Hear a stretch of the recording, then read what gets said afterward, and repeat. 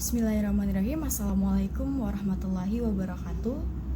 Perkenalkan, nama saya Dinda Malia Zahra dari kelas 2B Program Studi Pengembangan Masyarakat Islam Fakultas Dakwah dan Ilmu Komunikasi Universitas Islam Negeri Syarif Hidayatullah Jakarta. Pada kali ini saya akan membahas terkait pengertian ilmu nahwu. Sebelumnya, apa sih yang dimaksud dengan ilmu nahwu itu? Ilmu nahwu adalah ilmu yang mempelajari perubahan kata dalam kalimat dan harokat akhir, baik secara i'rab yang artinya itu berubah maupun secara bina yang artinya itu tetap. Dalam mengkaji ilmu nahwu terdapat 3 hal. Yang pertama itu ada isim, yang kedua ada fi'il, dan yang ketiga ada huruf. Selanjutnya, mengapa kita harus mempelajari ilmu nahwu? Yang pertama, untuk membantu pemahaman Al-Quran dan hadis dengan benar. Yang kedua, sebagai dasar utama untuk memahami struktur bahasa Arab. Yang ketiga, yaitu untuk menghindari kesalahan dalam membaca teks bahasa Arab. Dan yang terakhir itu sebagai kunci untuk berkomunikasi dengan bahasa Arab yang fasih. Selanjutnya yaitu ada isim. Isim itu artinya kata benda atau kata sifat. Secara bahasa, isim itu memiliki arti yang dinamakan atau nama atau kata benda. Sedangkan menurut ulama nahwu, isim adalah kata yang mengandung sebuah makna pada dirinya dan tidak terkait dengan waktu. Kemudian tanda-tanda isim itu yang pertama, isim didahului dengan alif lam. Semua kata dalam bahasa Arab yang didahului oleh alif lam merupakan isim. Yang kedua itu, isim dapat ditanwinkan dengan harokat an, in, un.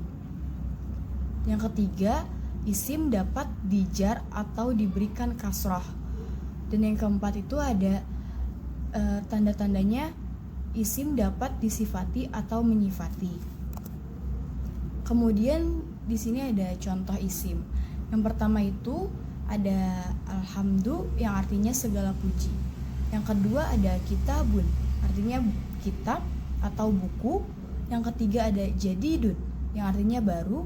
Yang keempat itu ada hubzun, artinya itu roti. Yang kelima ada tajirun yang artinya itu pedagang. Yang keenam itu ada masjidun yang artinya itu masjid. Kemudian ada maktabun yang artinya meja. Selanjutnya yaitu ada baitun yang artinya rumah. Kemudian ada rojulun lelaki, saumun puasa, jidarun dinding, babun pintu, kolamun pena, kurrosatun buku tulis, dan saatun jam. Dan masih banyak contoh isim yang lainnya yang bisa kalian ketahui. Kemudian di sini ada fi'il. Fi'il itu merupakan kata kerja. Fi'il pada umumnya dikenal dalam bahasa Indonesia sebagai kata kerja. Dengan demikian, di depan kalimat fi'il bisa diletakkan arti telah, sedang, atau yang akan datang. Pembagian fi'il berdasarkan waktu itu ada 3. Yang pertama ada fi'il madi yang artinya itu kata kerja lampau. Yang kedua ada fi'il mudhari yang artinya kata kerja sekarang atau yang akan dilaksanakan. Dan yang ketiga itu ada fi'il amr yang artinya itu kata perintah. Di sini ada contoh fi'il. Yang pertama ada fi'il madi yang berawal dari kata nazara yang artinya itu melihat. Kemudian fi'il mudhari'nya itu yang zuru yang artinya sedang melihat. Dan fi'il amrnya yaitu unzur yang artinya lihatlah, karena itu merupakan kata perintah. Kemudian contoh yang kedua itu ada jalasa yang artinya itu telah duduk. Dan fi'il mudhari'nya yaitu yajlisu yang artinya sedang duduk. Kemudian fi'il amrnya ijlis yang artinya duduklah. Contoh yang ketiga yaitu ada kata fataha yang artinya membuka. Fi'il mudhari'nya yaitu yaftahu yang artinya sedang membuka, dan fi'il amrnya yaitu bukalah. Contoh yang keempat itu ada sami'a yang artinya itu telah mendengar, yang itu merupakan fi'il madi.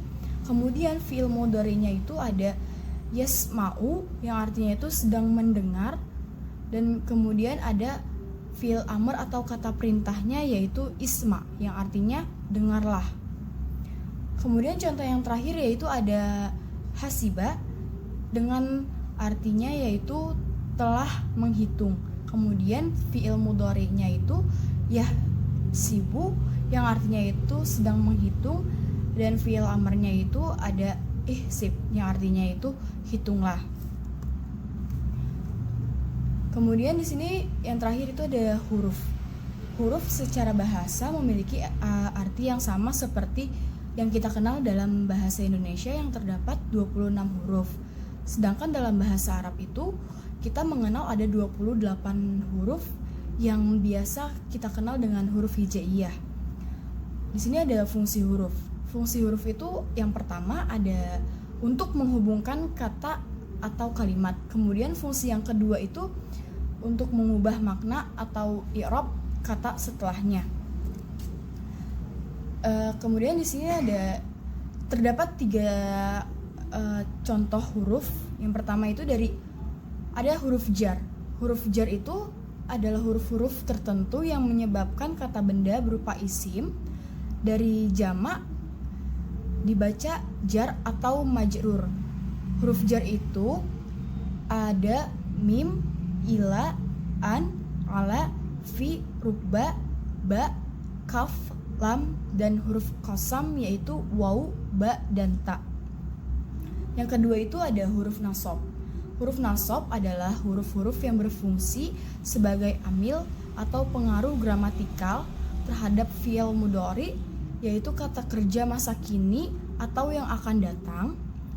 Ketika huruf-huruf ini masuk ke depan fi'il mudhari, maka ia mengubah akhirnya menjadi fathah atau nasab, baik tampak maupun tidak tampak.